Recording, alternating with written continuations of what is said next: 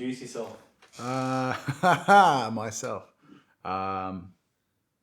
Well, I'm Alexander Williams, also known as Pug. Pug is the name I use for my art, my tattoo, my music. It's a pseudonym, which I only recently discovered. Been using it for years, but yeah, the conscious awareness that it was a pseudonym was only recently, which is kind of trippy and funny. I'm a multi-disciplinary artist. Work across a variety of mediums like sculpture, digital art, tattoo, painting, performance, sound, pretty much anything that I can get my mitts on. I will explore. Yeah. What about me? I'm from Geelong. How did you get your start in art making? Art making. Well, my mum is an artist. She's a textile artist, works with natural dyes.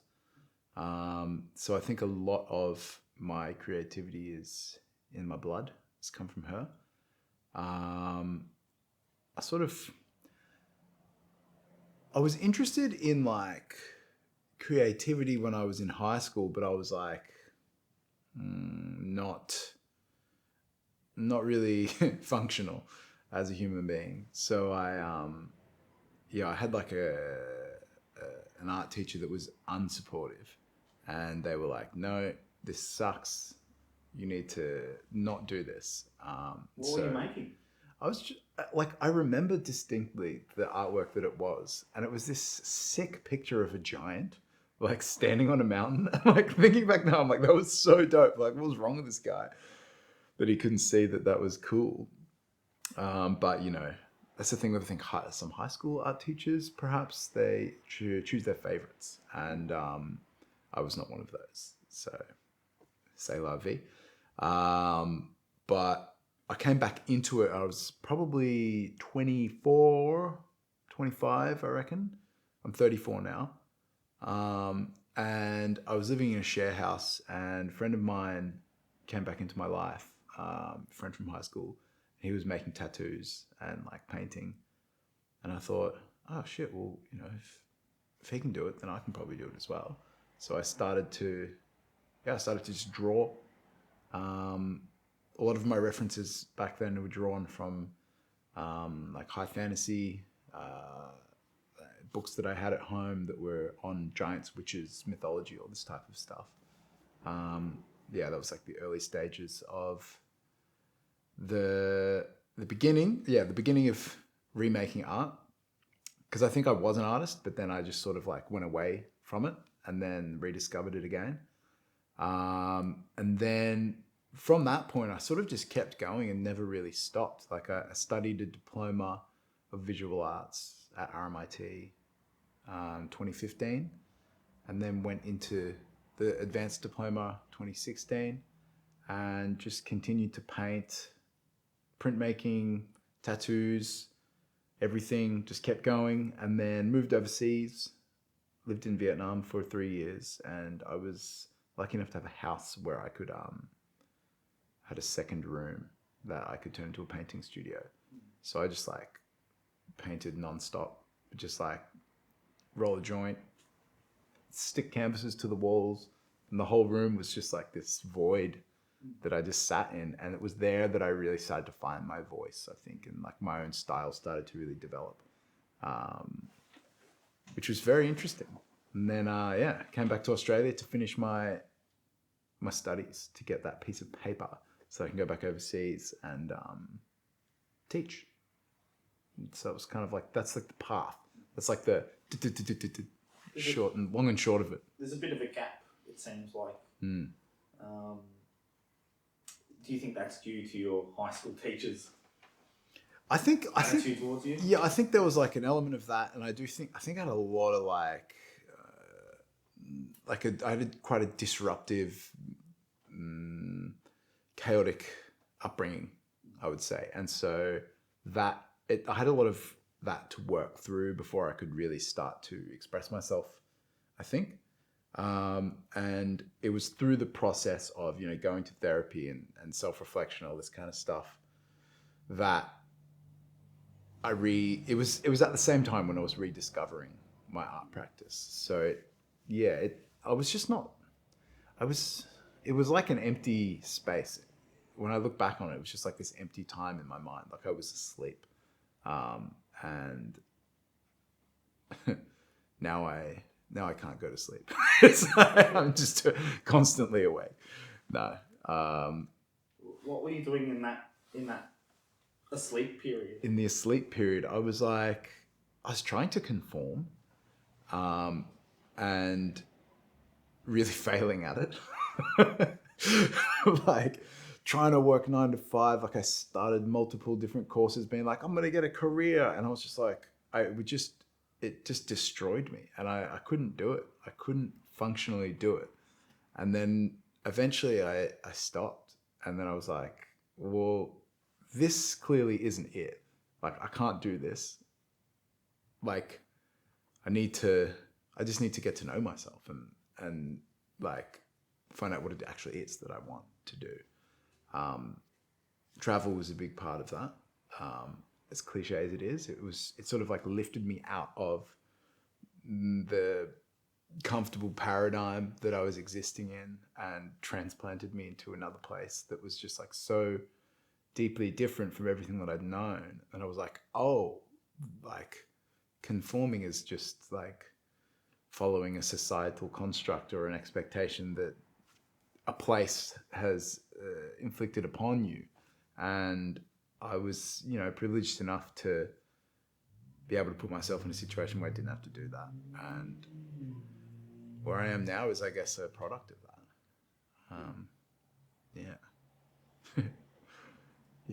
Conforming did not work. And that's a recent, a recent revelation, I think, as well. It's what helped you come to that realization?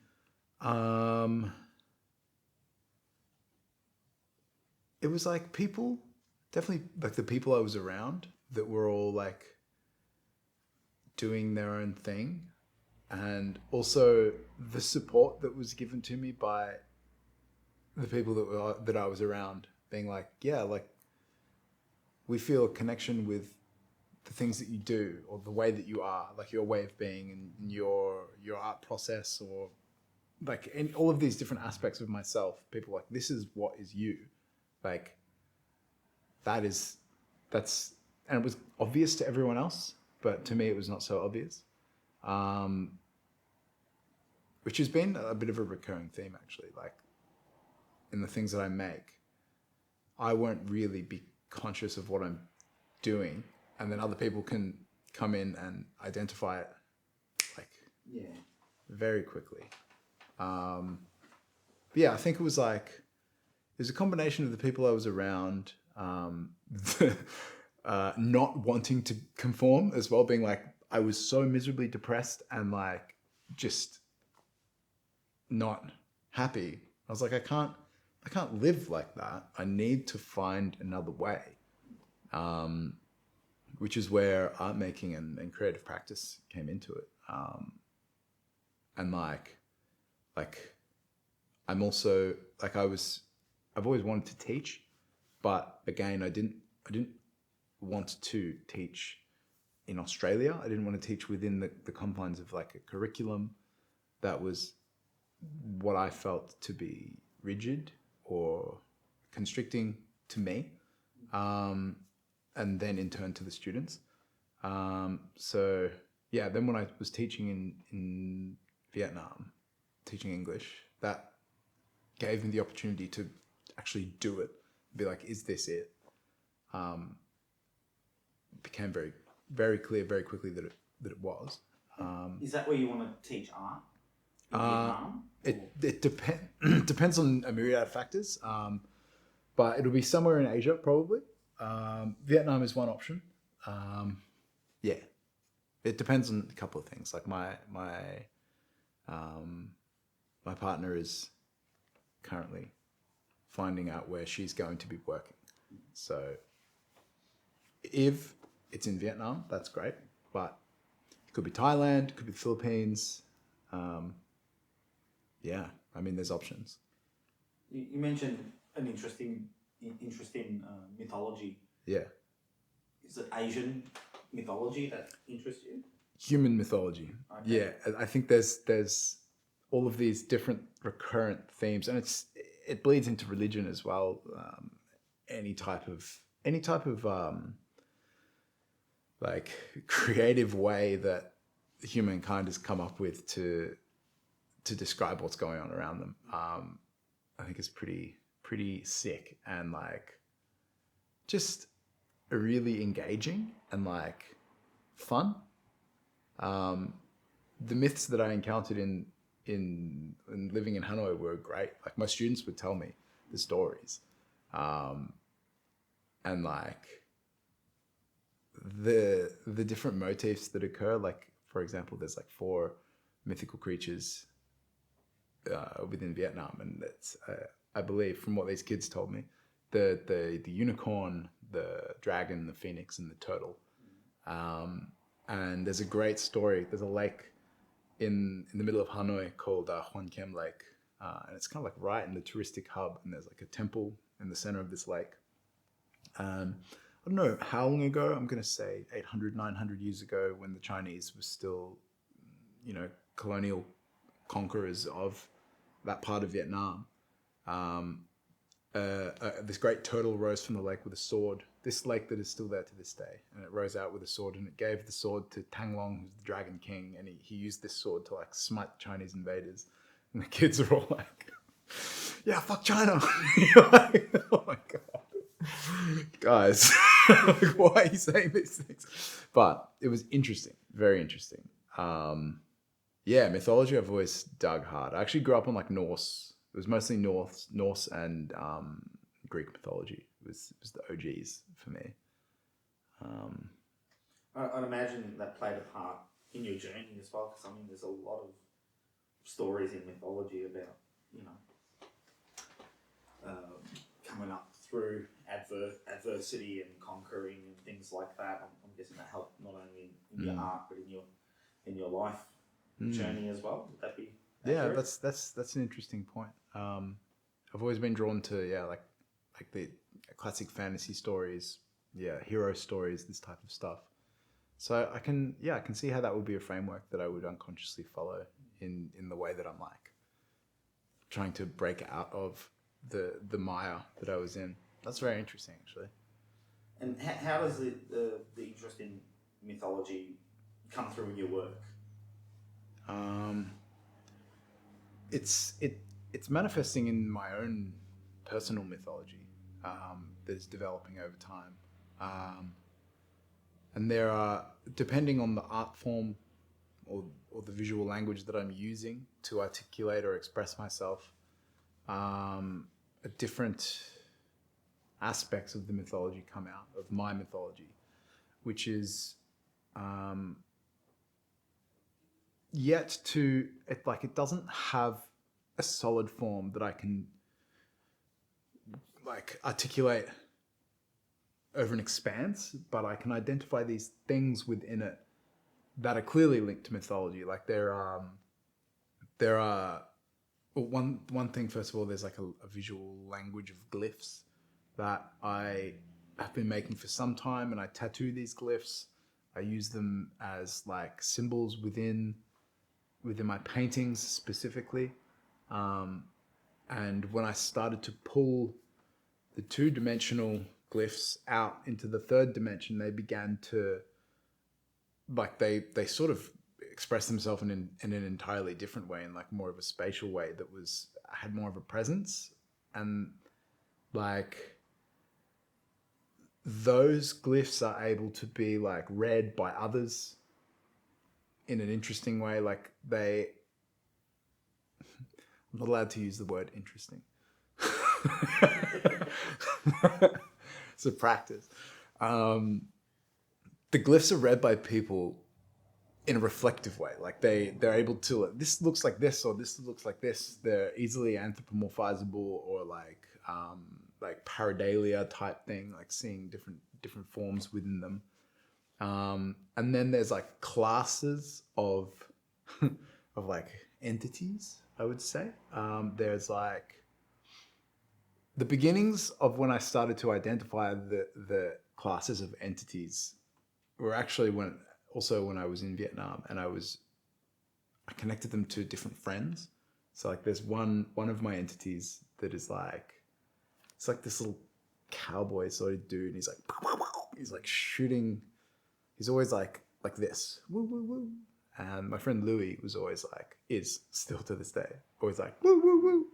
And then like there's another character that is like a praying entity, and that is represented now by my friend Tag, who got this particular character tattooed 3 different times. We just kept being drawn to this certain character. And over time, it just became clearer that there were these repeating motifs, which is, you know, as mythology often does, it also has these repeating motifs and these symbols that occur from the human experience. And I think that I think I'm articulating something deeply human that is, it's coming out in my work. It's pretty wild, actually, to like experience firsthand. Like I see it and it's like, it's hilarious. I'm like, happened again. Or like there's a new thing. Oh, yeah, this is a new character. Or like there's things will repeat in 3s, or like, you know, concentric circles that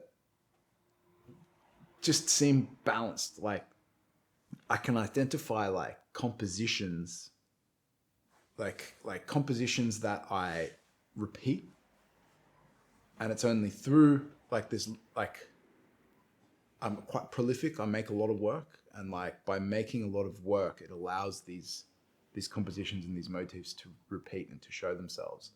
There was one I saw recently that, God, I can remember that it happened, but I don't remember exactly what the work was like. But there was like, it was an old painting, and there was like these circles, and they were like in a certain composition, in a certain way. And then I'd made something new. It was years later as well, and it followed almost the same composition, which I thought was really interesting, that I'm repeating these visual patterns.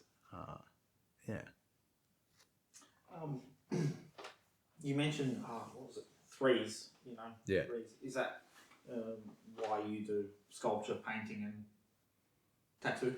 Yeah. Well, it's actually teaching art and tattoo are the 3. That's how I teaching, art, and tattoo are like my 3 pillars, I guess. And yeah, when I started to think about 3 more, you know, the more you think about something, the more you see it, right? Like the more weight you put into it, the more it shows itself.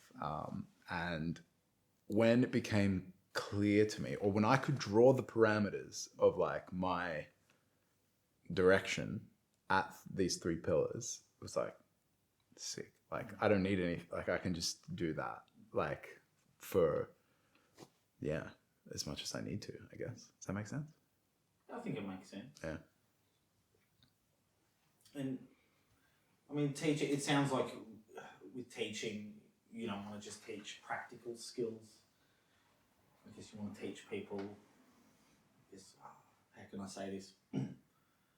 How to think like an artist.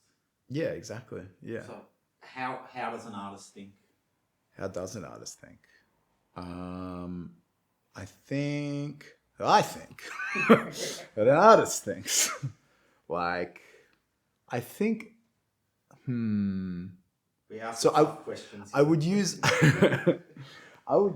so I play in this band, right? And it's like improvisational something, jazz, maybe, heavy parts, doomy bits, funky bits, whatever.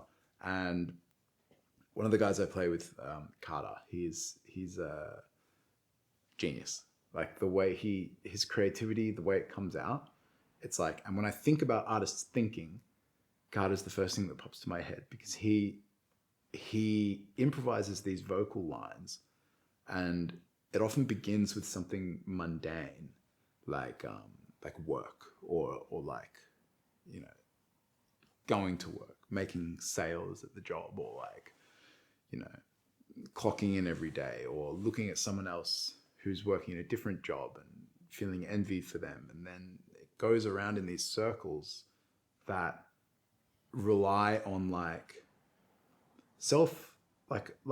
critique on the self, but also on the ability to go through these processes to reach the next, again, maybe a concentric circle is a good analogy, like a spiral going outwards, like to reach the next stage of consciousness, or like an understanding or representation of that artist's reality. And it's like a ziggurat as well. It kind of like flicks out. And I think an artist, and Carter represents this as well, has to have like enough humor injected into the way that they're looking at their own things, that they don't take it too seriously, because it's funny. It's all very, very funny, the whole thing. How else does an artist think? Curiously, I think curiosity is like so vital to the whole thing. Like to approach daily life with a sense of awe and wonder. Yeah, just appreciate nature. I think an important aspect of being an artist is also patience. And with patience comes trust. And it's like a patience and trust in yourself and like the process, another cliche that exists for a reason. And that has become clearer to me through my own practice, which is heavily based around this concept of iteration, trusting cycles of making, and relying on the fact that if I put the time in, if I put the effort in, the energy into it, something will eventually emerge. And the more I've been doing that, the more interesting things have been emerging. Interesting. The more, as in like I can't use the word interesting, more revelatory. Why don't we say something like that? Things have been emerging. So yeah, I think you really got to trust yourself and trust that like you are an artist, because we all are in our own way. It's just a matter of self-perspective, I guess.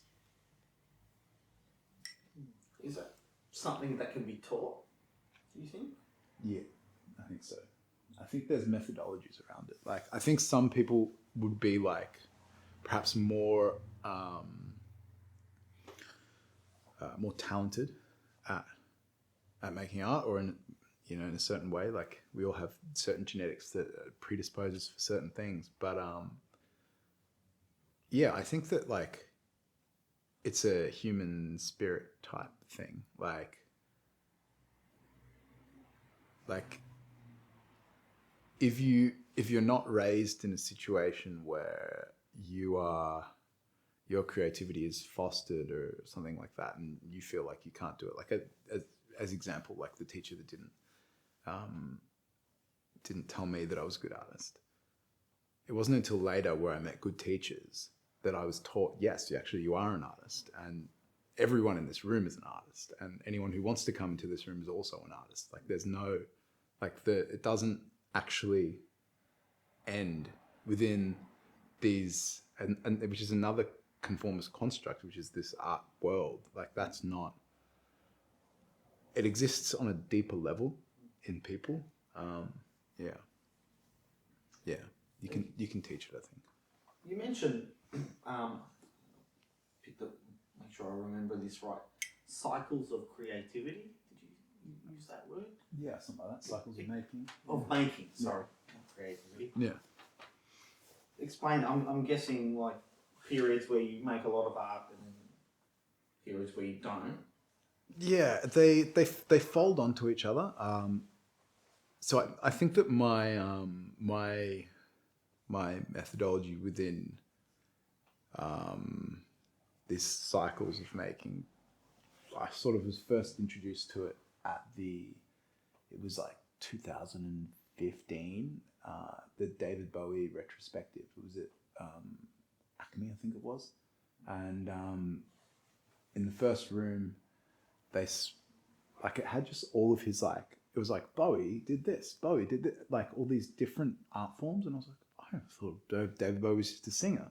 And then there's like this part, like this handwritten note from Bowie, and he's like, never have just one art form, like one type of thing, because as soon as you run out of juice on that, you can, you're lost if you've only got the one, but you can bounce between these different things. And I quite liked that because I guess I had at that point, it was like art and music were both sort of pretty essential to me, but the way that it's ended up now, my cycles of making are like, I was introduced to this concept of iteration last year in a project at uni, and we were given a hat with two hats, and in each hat there was a color and a quality, like a material quality. And I got orange and brittle, and we were told, find things that are orange and brittle.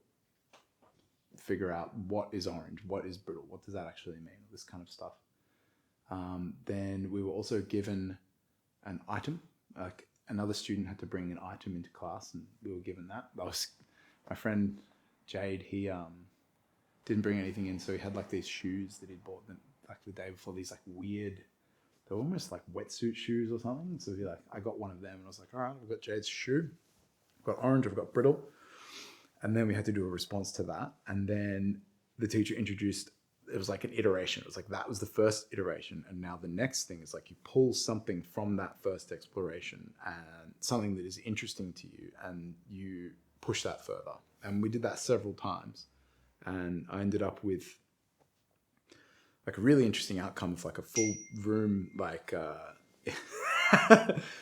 ding. Just talking about that, so I don't know how that happened, but anyway. That's all right. It's like a Tibetan singing bowl. We're here. We're in the moment. We exist in a body. And yeah, so I ended up with an interesting outcome of like, I did a room installation with stretchy green fabric, and had some incense, and there was some pieces from a child's keyboard, and I played them, and it was good. It was great. But I used that just stayed with me. I was like, every time I do something now, it is like an iteration, and the iteration exists as like the central aspect of it. And the cycle of making will include multiple iterations of a certain concept, I think. I'm just like freeballing now. I haven't really freestyling. Whatever checks out. So like the cycle is like a larger bubble that iterations exist within, and the cycles can include multiple materials, or like multiple, like sculpture, painting, whatever. And within that, it's a tricky one, because I'm conceptualizing it in a different way that I've done before. But I'll use like one example. So I've been making these iterative plaster works where I was making glyphs out of wood, and then I was using those bits of wood, like the offcuts, and like embedding them in plaster like a relief, and then I would let that dry, and then I would break the relief, and then that would create a new work after that. Like I would put those pieces back together, and that became like this. I would just kept doing it over and over again, and more interesting things started occurring, like different material phenomenon within the way that the plaster was reacting. Like I started to put bits of metal and glass in there. the metal would rust, and then you would get these interesting bleeding out rust sort of things. Then I started to embed bits of styrofoam in there. Then I decided that it needed to be bigger, and set up like a clay wall around a large piece of ply, and did the same thing on top. And then it was able to now be like go upright, like it spatially changed. It wasn't just sitting on the table anymore. It was able to go up on the wall. And then then I made a 3-dimensional one. I used this same technique in a large block of styrofoam, like cut into it and then embedded the plaster. Meadow. And that became like the end of a cycle. Yeah. Like I'd sort of pushed it far enough that I wasn't necessarily as interested in that anymore. And so then the cycle ended in that, but I can go back to it and draw from it what I need in the new cycles, I guess. Yeah, so it was like a cycle of making with iterations inside of it that produces outcomes that I can mine later. Yeah. Is there room in the cycle for doing nothing? Nothing. What do you mean by nothing? Not making anything. Yeah, I think it has to be. Not thinking about making anything. Yeah. Within the cycles, I would say to some degree, yes. Like the reason that I'm resistant to say that is that because I'm studying at the moment, and like I have access to all these facilities for a limited amount of time. So within this cycle, I feel like it's like I want to squeeze the juice out of it. But I have stopped. Like when I'm tired, or like if I feel burnout creeping up or something, I'm like, I've gotten pretty good at like identifying the warning signs and then being like, okay, you need to go like put your feet in the ocean, or like, you know, go hang out with your mum, or like go do something that is not related to art making. And again, this is where I would also say that having these multiple ways of making tap into different parts. So like I have like this sort of deep, like, it's not a fear, but it's like a disinterest in like doing nothing, right? But like it's not so deep that I can't push against it and be like, all right, I need to do nothing. But for the most part, I want to be doing something. And that's where the music comes in really handy, because it becomes a catharsis, and like all of the pressure that builds within a cycle of making a visual art gets expressed through the band, through GIMP is what we're called. GIMP, Gladstone Improvised Massage Parlor. Gladstone Improvised More Prosciutto. Gladstone Improvised fucking Mad Piss. I don't know. It's something else, you know? It just allows these free emotions to come out. And it's almost like doing nothing in a way. It's like, it feels effortless. And I think that's very special. But yeah, you got to do nothing sometimes. You got to just like, what do I do to do nothing? I started gardening. So I'll mow the lawns, or I'll like ride my bike. Riding my bike is like doing nothing, I think. Because I'm just like, you just go, you know? Do you think this, I like talking about this, I'm really curious, that this kind of way of thinking is also would be helpful for, say, somebody who wants to express their creativity but doesn't necessarily want to be an artist, like as a career. Mm-hmm.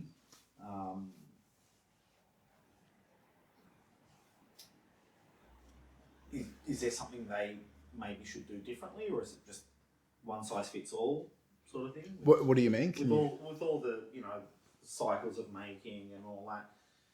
I mean, that works really well for somebody who maybe wants to be a career artist, but there's people out there that like expressing their creativity through their art, but they're not necessarily wanting to be paid artists and have exhibitions. Do you think this is something that can just help in everyday life?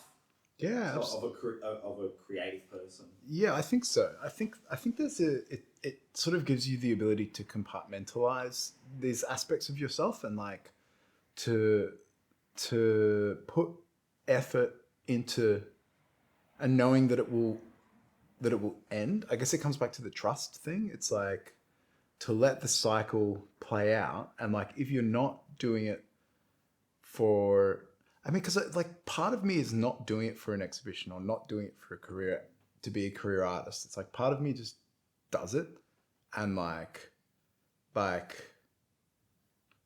it happens to be that the thing that I do is allowing that path to open. But like, yeah, I think that I'd probably need to write about the concept a bit more. I'm in the process of like putting together some ideas for workshops for this type of thing, for exactly this type of thing. Like I volunteer at Incinerator Gallery sometimes, and I volunteer for this thing called Gallery Sketches, and it's generally a group of retirees that come in, and there's an artist that facilitates the thing, the group, the workshop, and they talk about some kind of drawing technique or a concept, like say it's line or shadow or abstraction, perspective, talk about their ideas on that. And then the group just goes and walks around and you just talk to them about it. And I found that really inspiring in terms of realizing that there are so many people out there who want to just come and be creative. Like they want to just express themselves, which it seems obvious, but like until, and this is an issue with the art world, I think, is that it can be so exclusionary and elitist that people don't feel comfortable within that. But it inspired me to start reframing and looking at my methodologies as an education tool as well, like for myself first and foremost, and then understanding how it's helped me, and then being able to articulate that concept into something that can be used by anyone to do their thing, whatever their thing may be.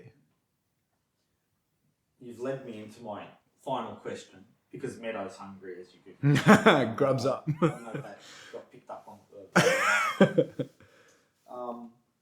in what ways do you think the art world, how am I going to frame this? In what ways do you think the art world stifles creativity? I would say one big thing is that it is commodified. That there's a capitalistic pressure to produce and like be.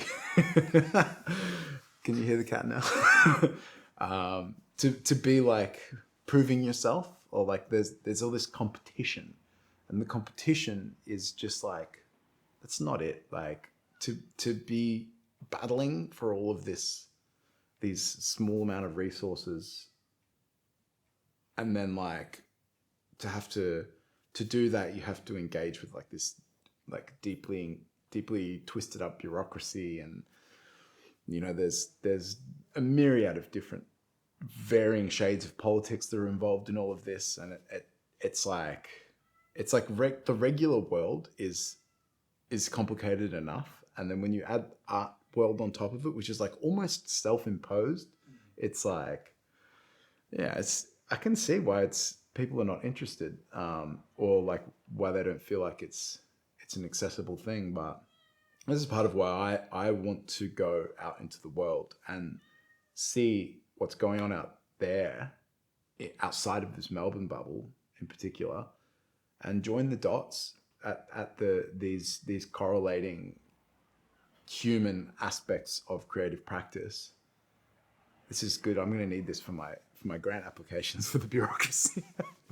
These concepts. Yeah. Does that make sense? Yeah. Yeah. Out there, there's like everyone's doing something, right? Everyone's creative in their own way. And it's like identifying how that functions in a way that